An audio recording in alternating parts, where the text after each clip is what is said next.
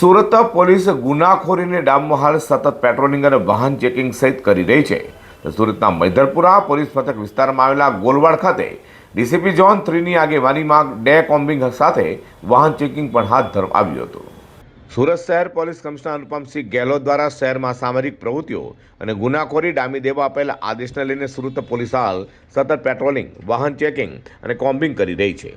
તો સુરતના નાયબ પોલીસ કમિશનર ઝોન 3 રાઘવ જૈનની આગેવાનીમાં મૈધરપુરા પોલીસ મથકની હદમાં આવેલા ગોલવાડ વિસ્તારમાં ડે કોમ્બિંગ અને વાહન ચેકિંગનું આયોજન કરાયું હતું.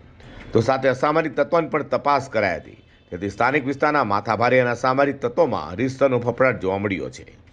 सूरत शहर पुलिस कमिश्नर माननीय श्री अनुपम सिंह गहलोत सर की सूचना तहत सूरत शहर में जहां जहां भी किसी भी तरह की गैररीति या असामाजिक गतिविधि हो रही है उस पर जल्द से जल्द उन पे कंट्रोल करने की सूचना दी गई है और उसकी सूचना मुजब यहाँ पे आज जोन 3 विस्तार में महिदरपुरा पुलिस स्टेशन में नानपुरा और गोलवाड़ एरिया के आसपास के इलाके में हम कॉम्बिंग की प्रक्रिया कर रहे हैं, जिसमें कि जितने भी पुराने क्रिमिनल्स हैं प्रोहिबिशन के या जुगार के, उनके वहाँ जाके चेकिंग की जाएगी, प्रिवेंटिव मेजर्स लिए जाएंगे ताकि किसी भी तरह की गैर रीति या इलीगल एक्टिविटी पे कंट्रोल किया जाए।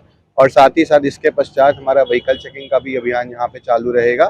जैसे कि हम जानते हैं कि कुछ समय पहले दिल्ली में बनाव हुआ था जो बहुत ही सीरियस किस्म का था, उसके अंतर्गत यहाँ पे व्हीकल चेकिंग होगी। ये भी एक प्रिवेंटिव मेजर रहेगा ताकि किसी भी तरह की गैर रीति या सस्पिशियस एक्टिविटी पे कंट्रोल किया जा सके।